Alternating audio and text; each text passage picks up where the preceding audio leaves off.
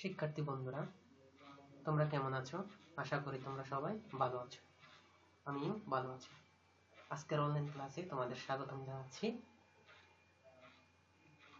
আমি সাদেক হোসেন, রোল 319। প্রিয় শিক্ষার্থীরা, আজকের বিষয় হচ্ছে বাংলা সাহিত্য কণিকা অষ্টম শ্রেণী। প্রিয় শিক্ষার্থীরা, পাঠ শুরু করার আগে আমরা একটা ভিডিও দেখে নিই। সূচনা হলো নতুন বাংলা বছর 1424। মৌলবাদী ও উগ্রপন্থীদের নানা তৎপরতায় বিরাজিত শঙ্কা আর উদ্বেগের ছায়া ছিন্ন করার প্রত্যয়ে বরণ করে নেওয়া হয়েছে নতুন বছর অপরিমেয় আনন্দ আর উৎসব মুখরতায়।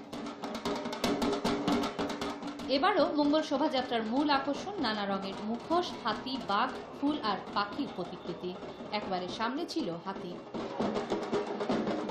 এবারের মূল আকর্ষণ সূর্যমুখী, ছিল একটি বড় সূর্যের প্রতিকৃতি।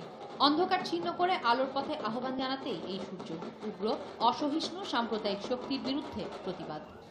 সবাই শান্তিপূর্ণভাবে কাটাতে পারে জঙ্গিবাদ মুক্ত বাংলাদেশ। আমরা সবাই ভয়ে পিছিয়ে যাব, এটা তো হয় না। আজকে যে এত ভিড়, এটাই তো জঙ্গিবাদের বিরুদ্ধে অবস্থান। কোনো অপশক্তির কাছে পরাভব মানে না বাঙালি, কিন্তু যাদের মনের ভেতর অন্ধকার তারাই বাঙালির কৃষ্টিকে সমালোচনা করতেও ছাড়েন না। ধরে আমাদের অস্তিত্বের অংশ, পয়লা বৈশাখ আমাদের বাংলা নববর্ষ, এটা সবসময় আমাদের উৎসবের অংশ থাকবে। এটাই আমি মনে করি এটা আমাদের বেস্ট উৎসব। জাতির এটা একটা ঐতিহ্যবাহী একটা উৎসব।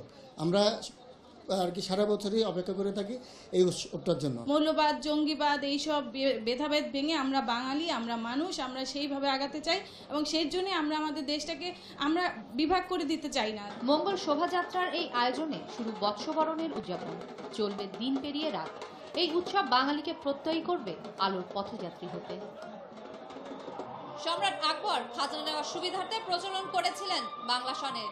সেই খাজনা নেওয়ার রীতি এখন আর নেই, তবে কালের প্রবাহে সেই কষ্টের দিন এখন মহোৎসব বাঙালির কাছে।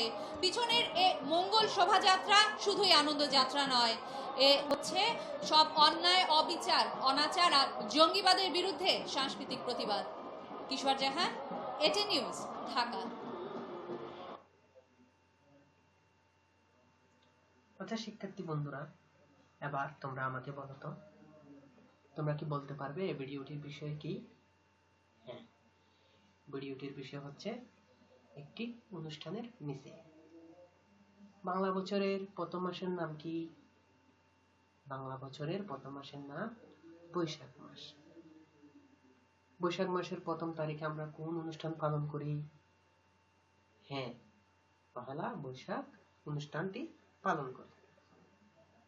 তাহলে এসো, আজ আমরা লেখক শামসুজ্জামান খানের বাংলা নববর্ষ নিয়ে আলোচনা করব।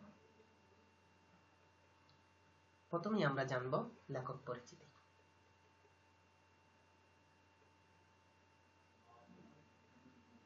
লেখক শামসুজ্জামান খান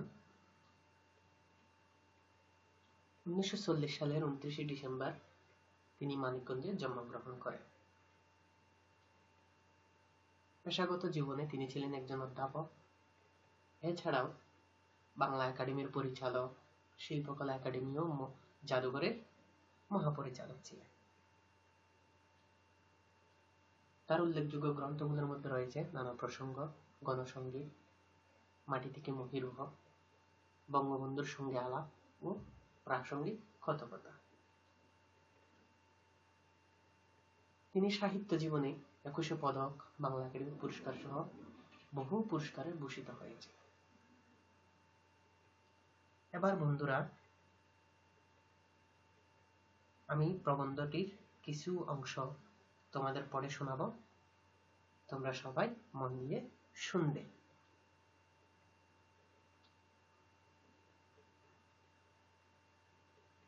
বাংলা সনের প্রথম মাসের নাম বৈশাখ। পয়লা বৈশাখে বাঙালির নববর্ষ উৎসব। নববর্ষ সকল দেশের, সকল জাতিরই আনন্দ উৎসবের দিন। শুধু আনন্দ উচ্ছ্বাস না, সকল মানুষের জন্য কল্যাণ কামনারও দিন। আমরাও সুখ, শান্তি, সমৃদ্ধি ও কল্যাণের প্রত্যাশা নিয়ে মহা ধুমধামের সঙ্গে আমাদের নববর্ষ উৎসব উদযাপন করে। একে অন্যকে বলি শুভ নববর্ষ। বাংলা নববর্ষ এখন আমাদের জাতীয় উৎসব। প্রতি বছরই এই উৎসব বিপুল মানুষের অংশগ্রহণে বিশাল থেকে বিশালতর হয়ে উঠছে। বাংলাদেশে যে এতটা আবেগের এবং গভীর ভালোবাসায় এই উৎসব উদযাপিত হয়, তার কারণ পাকিস্তান আমলে পূর্ব বাংলার বাঙালিকে এই উৎসব পালন করতে দেয়া হয়নি। বলা হয় যে এটা পাকিস্তানি আদর্শের পরিপন্থী। সে বক্তব্য ছিল বাঙালির সংস্কৃতির উপর এক চরম আঘাত। বাঙালি তার সংস্কৃতির উপর এই আঘাত সহ্য করেনি। তারা এর বিরুদ্ধে রুখে দাঁড়িয়েছে। ধর্ম, বর্ণ, গোত্র নির্বিশেষে সকল জাতির এই উৎসবকে জাতির ছুটির দিন ঘোষণার দাবি জানিয়েছে।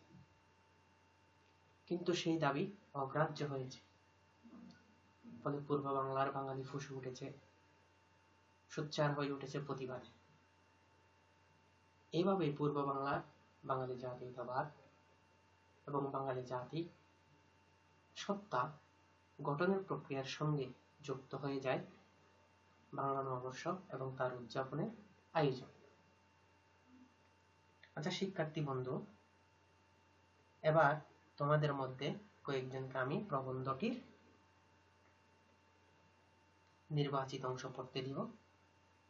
যদি তোমরা শুদ্ধ উচ্চারণ করতে না পারো তাহলে আমি তোমাদের শুদ্ধ উচ্চারণ শিখিয়ে দিব।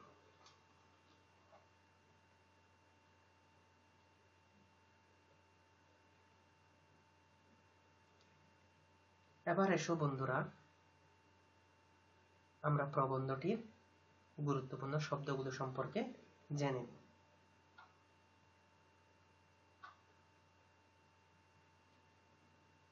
আবহমান। আবহমান শব্দের অর্থ হচ্ছে আগে যা ছিল এবং এখনো আছে। মঙ্গল শোভাযাত্রা, মানুষের মঙ্গল কামনা করে যে মিছিল করা হয়। পুণ্যা, পুণ্য শব্দের অর্থ পুণ্যের জন্য আয়োজিত অনুষ্ঠান। হালকাতা, হালকাতা শব্দের অর্থ পহেলা বৈশাখে আয়োজিত অনুষ্ঠান বিশেষ। ছায়ানট, ছায়ানট হলো বাঙালির সংস্কৃতি চর্চার একটি ঐতিহ্যবাহী প্রতিষ্ঠান। কবিগান, কবিগান হচ্ছে বাংলা গানের বিশেষ ধারা। এবার শিক্ষার্থী বন্ধুরা, আমি তোমাদের একটি একক কাজ দিব। তোমাদের একক কাজটি হলো আবহমান, মঙ্গল শোভাযাত্রা, পুণ্যা, হালকাতা, কবিগান, ছায়ানট এই শব্দগুলো দিয়ে, অর্থাৎ প্রতিটি শব্দ দিয়ে একটি করে বাক্য গঠন করো।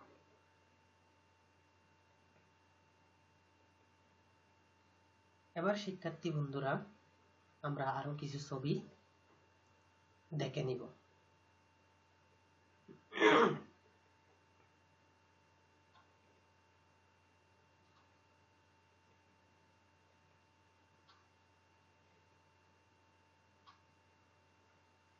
শিক্ষার্থী বন্ধুরা, তোমরা ছবিতে যাকে দেখছো তিনি হচ্ছেন সম্রাট আকবর, যিনি 1556 সাল বা 992 হিজরিতে বাংলা সন চালু করেন।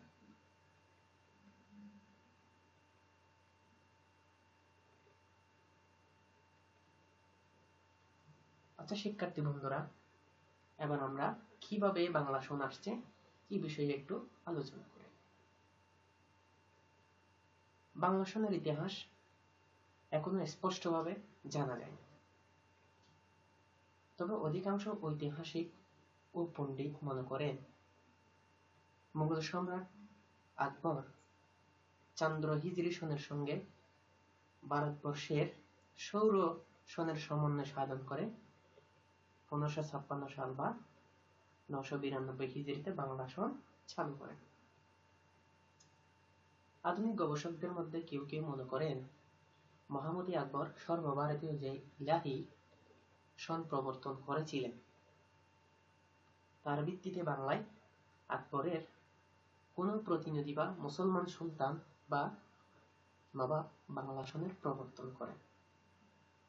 সেই জন্য এক এক সন বা সাল বলে উল্লেখ করা হয়। সন কথাটি আরবি আর সাল হলো ফার্সি। এখনো সন বা সালই ব্যাপকভাবে চালু, তবে বঙ্গাব্দ বলেন কেউ কেউ।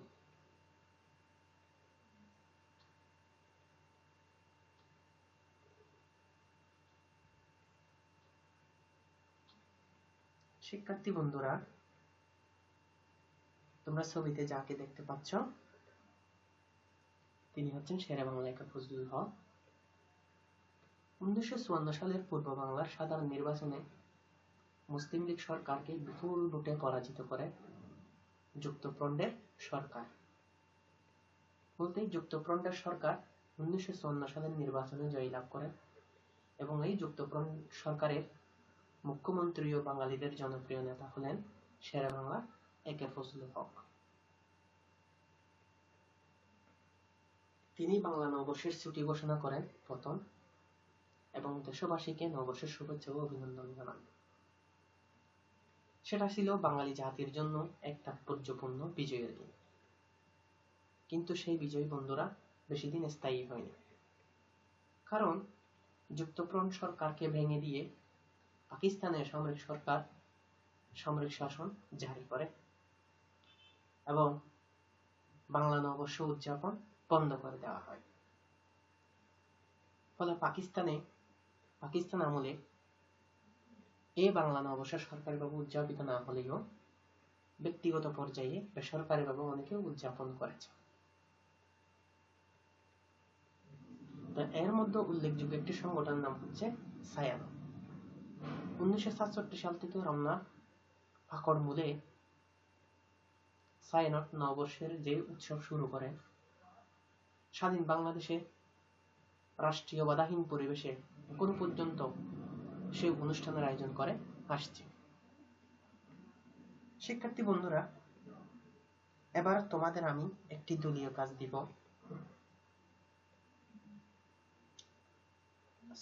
আমি তোমাদের একটা জোড়ায় কাজ দিব। তোমাদের এই জোড়া কাজটি হলো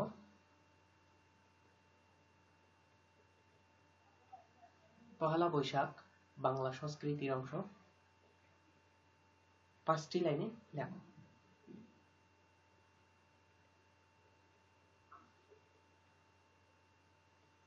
এবার বন্ধুরা আমরা আরো কিছু ছবি দেখে নিব।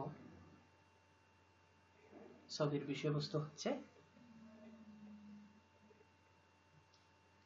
একটি পূর্ণ অনুষ্ঠানের আয়োজন করা হয়েছে এবং সেখানে মিষ্টি দেওয়া হয়েছে এবং পান দেখা যাচ্ছে ছবিতে।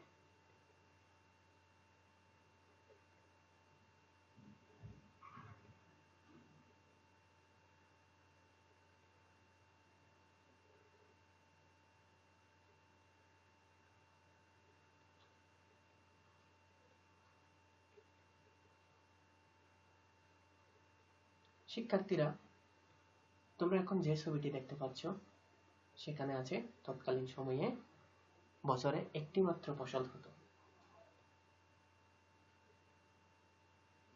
এবং সেই সময় বাকিতে বেচা কেনা চলতো এবং কৃষকরা ফসল কেটে বাজারে বিক্রি করে তাদের টাকা দিয়ে সংসার চালাতো এবং নববর্ষের দিন কৃষকরা হালখাতা অনুষ্ঠানে বকেয়া পরিশোধ করত। শিক্ষার্থী বন্ধুরা, আমরা হালখাতা বিষয়ে একটু জেনে নিই। মূলত হালখাতা ব্যবসায়ীরাই খুলত এবং এই হালখাতা হচ্ছে একটি খাতা যা নতুন বছরের প্রথম তারিখ থেকে শুরু করা হতো এবং পুরাতন খাতার পুরাতন হিসাবগুলো বন্ধ করে দিয়ে নতুন করে হিসাব চালু করত। শিক্ষার্থী বন্ধুরা, এবার আমি তোমাদের একটা দলীয় কাজ দিব। তোমাদের দলীয় কাজটি হচ্ছে ধীরে ধীরে হালখাতা অনুষ্ঠান কমে যাচ্ছে, এর কারণ বিশ্লেষণ করো।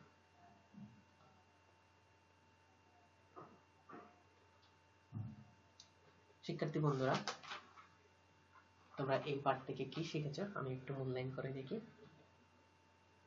লেখক শামসুজ্জামান খান কত সালে জন্মগ্রহণ করেন? হ্যাঁ, 1940 সালে 29শে ডিসেম্বর। বাংলা সন বা সাল কিভাবে প্রচলিত হয়েছিল? হ্যাঁ, 1556 সাল থেকে এই বাংলা সন চালু করা হয়েছে বলে মনে করা হয়। হালখাতা কি? হ্যাঁ, হালখাতা হচ্ছে একটি নতুন খাতা যা বছরের প্রথম তারিখ থেকে শুরু করা হয়। পুন্না কি? এর আয়োজন কারা করত? হ্যাঁ বন্ধুরা, পুন্না হচ্ছে একটি অনুষ্ঠান যেখানে মিষ্টি দিয়ে তার মেহমানদের মিষ্টি দিয়ে পান এবং সুপারি দিয়ে আপ্যায়ন করা হতো, এবং এই আয়োজন করা হতো সেই সম্রাটদের দরবারে অথবা জমিদারদের কাছারিতে। বাংলা নববর্ষ উদযাপন কখন থেকে শুরু হয়?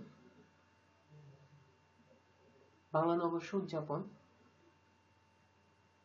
1556 সাল থেকে শুরু হয়। শিক্ষার্থী বন্ধুরা, আজকের পাঠ এখানেই পর্যন্ত। তোমাদের একটা বাড়ির কাজ দিচ্ছি, বাড়ির কাজটি করে আসবে।